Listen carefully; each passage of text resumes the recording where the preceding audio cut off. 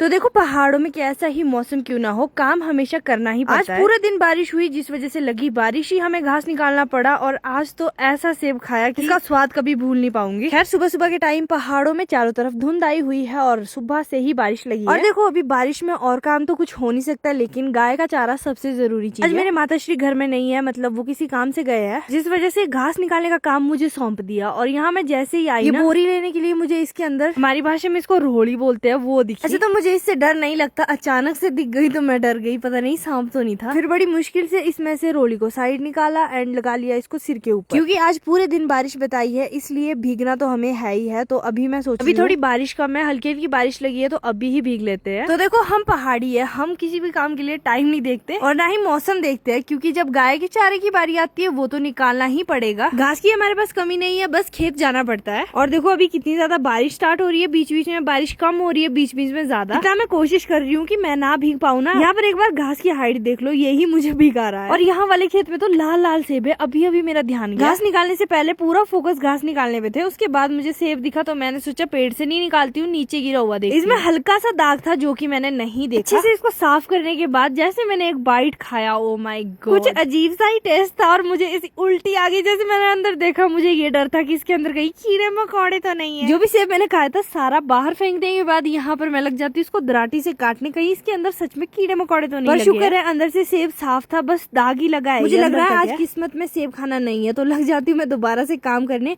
सारे जो भी मैंने घास निकाला था वो बांध देती हूँ, थोड़ा थोड़ा करके ही मैं घास निकालूंगी, क्योंकि बारिश में भीगने से ना मैं फिर बीमार हो जाती हूँ। साथ में ही आमा जी मुझे आवाज लगा रहे कि घर आजा, बारिश लगी है, बाद में घास निकालना। तो जितना अगर मैंने घास काटा था वो सारा लेके आई घर की तरफ। ज्यादा तो नहीं भीगी, थोड़ी थोड़ी भीगी हूँ बस। फिर जैसे ही हल्का सा मौसम साफ हुआ, टोकरी लेके आ गई मैं बगीचे की तरफ पलवी दी के लिए। कुल्लू से हमारे मेहमान आए हैं, तो उनकी खातिरदारी हम कुछ इस तरह से घर के नजदीक ही खेत से मैं सेब निकाल रही थी, लेकिन ये काफी दूर दूर थे, जिसमें से आधे तो गिर गए मेरे। और बगीचे में अभी मेरी निगाहें ढूंढ रही है गोल्डन सेब। हाँ जी यही हरे हरे सेब। वैसे तो कच्चे में ये बिल्कुल खट्टे होते हैं, लेकिन जैसे इनका कलर ऐसा गोल्डन होने लगता है ना, मतलब पक जाते हैं, तब मुझे ये रॉयल से भी ज्यादा टेस्टी लगते हैं। बहुत ही ज्यादा टेस्टी होते हैं ये उस टाइम। और यहाँ पर तो हमें एक पीला सेब मिल भी गया, मतलब पका हुआ। ऐसे इसका नाम गोल्डन नहीं है, खाने में भी बहुत टेस्टी होता है, साथ में कलर भी इसका गोल्डन जैसा होता है। घर जा ही रही थी, घर के पास भी एक सेब दिख गया, वो भी निकाल लिया। पहाड़ों में आजकल हमारे तो मजे ही मजे है, चारों तरफ सेब है, जब चाहो जितने चाहो मन खा सकते हो सेब। तो सबसे पहले सेब को वॉश करने के बाद आ जाती हूँ मैं रूम को। वैसे तो पूरा ही सेब खा जाती हूँ छिलकों के साथ, लेकिन आज मेहमानों के लिए थोड़ी ऐसी स्लाइसेस टाइप काटने खट्टे मीठे सेब मैंने रखे थे प्लेट में, और साथ में नमक मिर्च लगा के, तो ये और भी ज्यादा टेस्टी। इन मेहमानों को तो मैंने सेब दे दिए, बाकी आपको भी खाने हैं तो पहाड़ों में आप आ सकते हो। राधे राधे।